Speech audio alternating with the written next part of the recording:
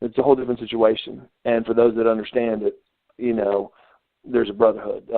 Bret Hart, when I first got up to WWE, he kind of did the same thing. I went down to watch him work out, and I was just amazed. I'd never seen anyone run turnbuckles and make the turnbuckles pop. I mean, it actually sounded like they were going to break. He hit them so hard. And I tried to do it 1,000 times. Matter of fact, most every guy tried to do it, and he, I don't know exactly how he could do it, but he could hit them so hard they pop. Bret told me the same thing. I was young. I was new into WWE. We were in Canada. And I remember it was me and Jeff Jarrett. And he invited us out to his house after some matches one night. And I mean to tell you, oh my gosh, we put it down. We drank so much. And towards the end of the night, literally, whoever was making the drinks, it was like bourbon and water. There was no water in them, to the point where I was like finding plants. And I like to drink. I was finding plants and trying to dump my drink out in plants. It was brutal. And his wife brought down like 3 steaks, and I don't know what she put them on. I don't know whether she used an ironing board or whatever, because they weren't cooked at all. I mean, Jeff were looking like, what?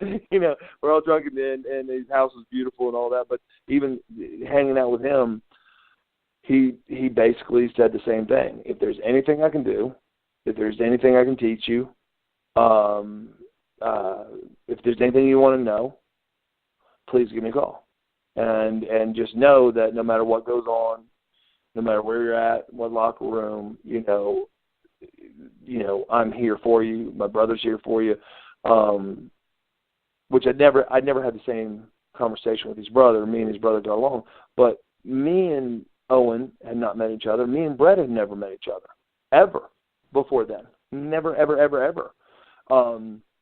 But there was that camaraderie between the second-generation wrestlers and some of the old-school wrestlers. There was just that bond, and it was very special, and it was inseparable. And we didn't ever have to talk again, you know, or anything, but we had that bond. The same thing with Barry Windham, same thing with Dustin Rhodes, same thing with all the Von Erichs, same thing. But going back to some of the names you mentioned, Steve Austin, Steve Williams, whatever, the day I met him, you just knew. Yeah, he was an athlete, he was a stud, and he was competitive. I named my paint company. I had a decent-sized paint company after something he said. Me and Dustin were supposed to wrestle him and Flying Brian. And, you know, as rookies, you come up and say, sir, you know, thank you so much for the opportunity. Is there anything I can do special? You know, blah, blah. So I did it. And, of course, Dustin had been around for a while. You know, and so I said, you know, Steve, thank you so much for the opportunity. Is there anything special I could do, you and Brian or whatever? And he looked me right. It was at center stage, and he looked me right in the face. He goes, son, I'm gonna explain to you. There's 2 things that are going to happen tonight. No, I can promise you 2 things: an ass whooping and a brush for success. Because you're going to brush up against me, and I'm success. Now fuck off. Now the inside, the Erik Watts wanted to go really and just jab him right in the mouth and see where it went. You know,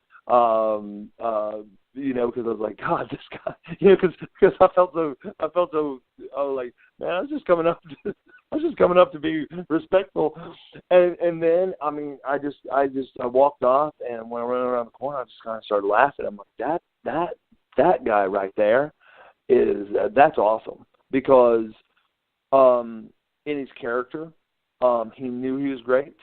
Pillman the same way. Knew they were great, knew they were unstoppable, knew they were the best in the business. And the only difference was it just wasn't their time yet. I mean, that was the aura of those guys. They were the best. It just wasn't their time yet. And it was real. So, you know, some of the guys you mentioned, you're damn right. I knew that they were going to be something. You know, absolutely. DDP was just the opposite. It wasn't that you go, this is the greatest athlete. This guy is a good talker. This guy has the greatest build. This guy. it was nothing like that. To this day, and as often as I can, I try to go down to Dallas' studio and see him. There is simply maybe 2 people that I have met in my lifetime that wills whatever they want to do into existence, period. DDP is one of the few people that I have seen that you cannot tell him he cannot do something. You can't. You just can't. And me and him became such good friends so fast that he had so much heat for so long it wasn't even funny. And I would go, oh my gosh. You know, because the worst thing you can do for someone is take up for someone when they have heat, because then the heat will get worse on you and them. You're not doing them an injustice. You're not doing them justice, because it's not going to help. So most of the time what you try to do is just not add to the heat. But there were times where I was, you know, almost fighting mad, the things said about him and towards him and this, that, and the other. And, buddy, it didn't matter. It just didn't matter. It didn't matter that the guy was going to be a world champion, period. And he was going to be the best in the business, and not taking away from anyone else. And he set his sights on that. And I'm not saying that he was the best in the business, but the Dallas Page, you take him for the time frame that he was in the business, and you put his career next to most anyone else's, and it doesn't match. I mean, the guy came in very late in the business, rose from nothing to everything, and not only did he rise and become the world champ, but, I mean, he was a guy that sold out many, many arenas.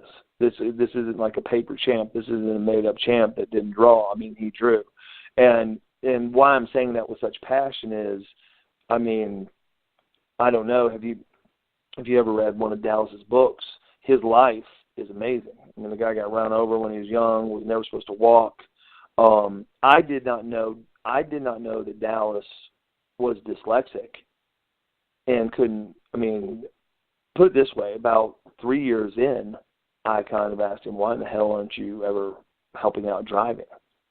And it was later on that he pulled me aside and he asked me, he goes, hey, do you mind if I start trying to send you some emails and texting you?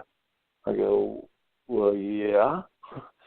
And then when I got the first email, I didn't know what the hell it said. I'm like, what the hell? And so I emailed back. I'm like, what's up? And it took like weeks for him to respond. And I was like, what? And, you know, talking to Kimberly's wife at the time. I mean, you know, Kimberly was teaching him how to read, basically. And he's so dyslexic. And sometimes I'd get like 2 sentences in an email, and it might have taken him 3 hours to try to put those sentences, which made no sense, in an email. I mean, who does that? And to go where he's gone now, where he can read, write, has helped write his own books, who goes in and goes, hey, I'm going to go from pro wrestling to yoga. I got a great idea. I'm going to do yoga.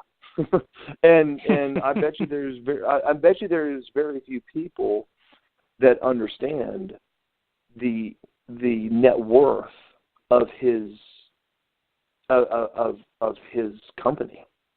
I mean, I don't know if people know this, but he doesn't sell like $1 million worth of yoga DVDs a year. We're talking about tens of $1 millions.